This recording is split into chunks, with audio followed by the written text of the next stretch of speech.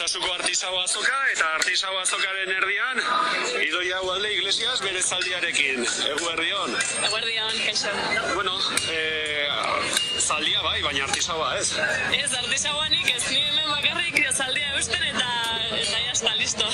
Eta lasai asko dago, goiz osoan. Bai, oso ondo portatzen da, urte batzuk ditu eta, bagerekin lasaia zela, orduan orgatik ekarri dugu zaldia bai. Jendeagatik bai, baina ferratzera ekarri duzue, Ferrari gabe, etorri zarete. Bai, zegoen Ferrari gabe, negua pasatu Ferrari gabe, eta orain ja udarako hasiko garela berarekin ibiltzen, jarriko dizkiogu bai. Eta nolaz ba Ferrari gabe? Nola ez naiz berarekin ibili, neguan, guraldi txarrarekin eta lasai egon da, deskantzatzen, eta orain tokatzen zaio pixka bat mugitzea, orduan ja ferra jartzen dizkiogu bai. Eta zer alde sentitzen dute zaldiek Ferrari gabe eta Ferrekin? Bere zaldiak ez dute Ferrarik, eta beraiek gustorago ibiltzen dire igual Ferrari gabe ez. Baina asko ibiltzen direnean desgastea dago, orduan mina sentitzen dute. Zeren beraiek badute, zazkala potolo bat antzera da, baina desgastatzen bada, beraiek sentitzen dute eta mina sentitzen dute harri bat zapaltzean edo. Orduan ja jartzen zaie ferrak babesteko gehien bat. Eta gaur hemen jartzen ari zaeten ferro hauek, noiz arte, nola zenbat iraungo dute? 2-3 hilabete inguru irauten dute, bai. Beraz, urtean zehar, bitan o hirutan bai aldatu behar? Bai, noski, bai.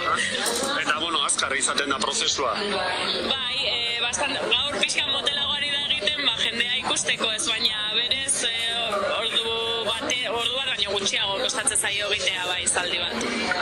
Eskerrik asko. Ez horregatik, zuri.